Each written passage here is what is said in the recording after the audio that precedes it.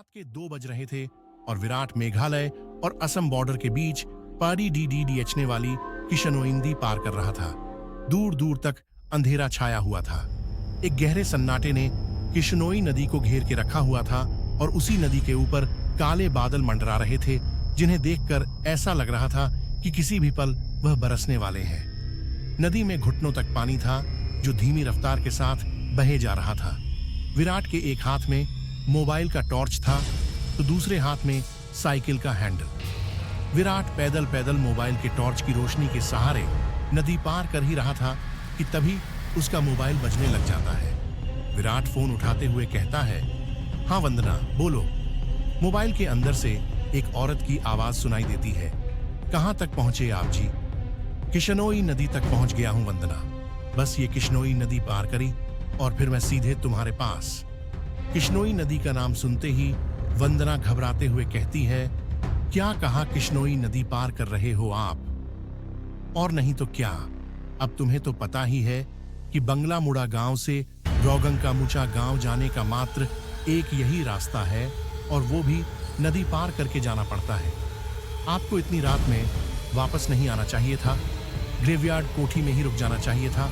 आपको पता है ना, नदी के पास वो घूमती है। विराट हैरानी के साथ पूछता है, वो घूमती है मतलब? आपको सब पता है, पर फिर भी आप जानबूझकर ऐसा बोल रहे हैं ना। माँ जी ने बताया था कि नदी पार करते वक्त उसका नाम नहीं लेना चाहिए, वरना वो सच में आ जाती है। वंदना, तुम भी ना कहाँ माँ की बातों में आ गई। लगता है माँ ने तुम्हें भी यक्षिणी की कहानी। विराट अपनी बात पूरी करता उससे पहले ही वंदना घबराते हुए कहती है, सस सस, चुप हो जाओ जी। हे काली माँ, मेरे पति की रक्षा करना और अनजाने में इनसे जो अनर्थ हुआ उसके लिए माफ कर देना। अब ये कभी उसका नाम नहीं लेंगे। विराट हंसते हुए कहता है, क्या वंदना, तुम भी ना? ये यक्षिणी वक्षिणी कुछ नहीं होती समझी तुम। ये सब बस मनगढ़ंत बातें हैं जो गांव वालों ने बनाई है और कुछ नहीं।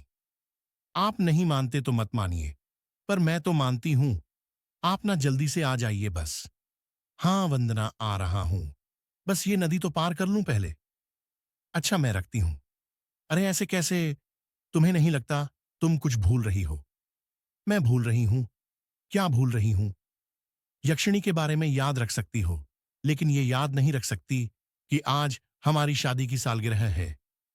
गलती हो गई जी, माफ कीजिएगा। आपकी फिक्र में मैं तो भूल ही गई थी।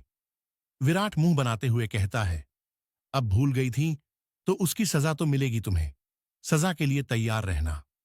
वंदना प्यार से पूछती है, अच्छा तो क्या सजा देंगे आप? तुम्हारी सजा यह है कि तुम्हें आज रात भर जागना पड़ेगा। वंदना शर्मा जाती है और शर्माते हुए कहती है, आप भी ना, कैसी कैसी बातें करते हैं आप। अरे अपनी पत्नी से ऐसी बातें नहीं करूंगा तो किससे कहूंगा। ठीक है, आ जाइए, मैं इंतजार कर रही हूं आपका, जल्दी आना। वंदना फोन कट कर देती है और विराट वापस से नदी पार करने लग जाता है। अभी विराट ने एक दो कदम ही आगे बढ़ाए थे कि तभी उसको पायल बजने की आवाज सुनाई देती है। विराट को लगता है कि उसके पीछे से कोई लड़की भागते हुए निकली हो। पायल की आवाज सुनकर विराट जहां पर था वहीं पर रुक जाता है और पीछे मुड़कर देखने लग जाता है। जब वो पीछे मुड़ता है तो सिवाय अंधेरे के उसे कुछ दिखाई नहीं देता है। उसके पीछे कोई नहीं था। ये वंदना भी ना यक्षिणी का नाम लेकर मेरे मन में उसका वहम डाल दिया और वही वहम डरा रहा है अब मुझे। और वैसे भी मैं तो खुद यक्षिणी से मिलना चाहता हूं। बड़े चर्चे सुने हैं उसके, सुना है बड़ी खूबसूरत है। इतना कहकर विराट वापस से आगे बढ़ने लग जाता है। विराट मुश्किल से अभी एक दो कदम चला ही था कि तभी उसे नदी के किनारे पर एक काला साया दिखाई देने लग जाता है। उस काले साए को देखकर विराट के कदम अपने आप थम जाते हैं।